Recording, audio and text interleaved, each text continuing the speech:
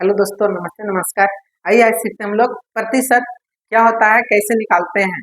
तो देखिएगा, अगर आप सामान लेते हैं दुकान में तो कोई परसेंटेज कम करता है, तो कैसे कम किया जाता है, कैसे क्या करते हैं, आइए हम लोग समझते हैं आज।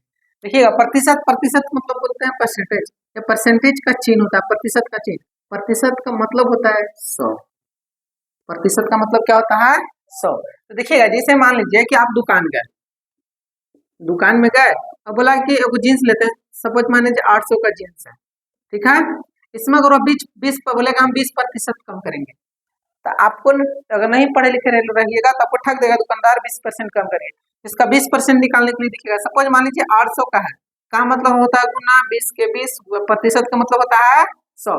जीरो से जीरो, जीरो से जीरो, 8 दूना 16, यानी वह कै रुपया कम करेगा? 160 रुपया। तो 160 रुपया आप 800 में माइनस कर दीजिए, माइनस 160 कीजिएगा तो जीरो से 10 में से जीरो जाएगा तो जीरो, फिर 10 में से 6 जाएगा तो 4, यहाँ कितना बचेगा?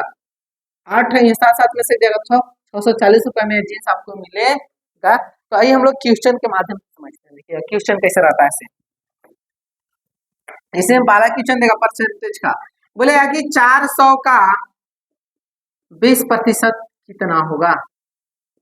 कितना होगा? देखिएगा, 400 का 20% कितना होगा? 400 के 400 लिखेंगे, का मतलब होता है गुना।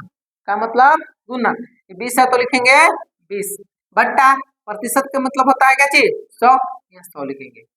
अब इसमें काट देंगे, एक जीरो से एक जीरो खत्म, एक जीरो से एक जीरो खत्म, गुना कर दिए, 4 दूना 8, 80%। 80 कितना कम करेगा? 80 रुपया मान लीजिए, 80 इसका आंसर होगा। फिर दूसरा क्वेश्चन ले लेते हैं। मान लीजिए कि अगर वह 1000 का 15% कम करता है, 15% कितना होगा? कितना होगा?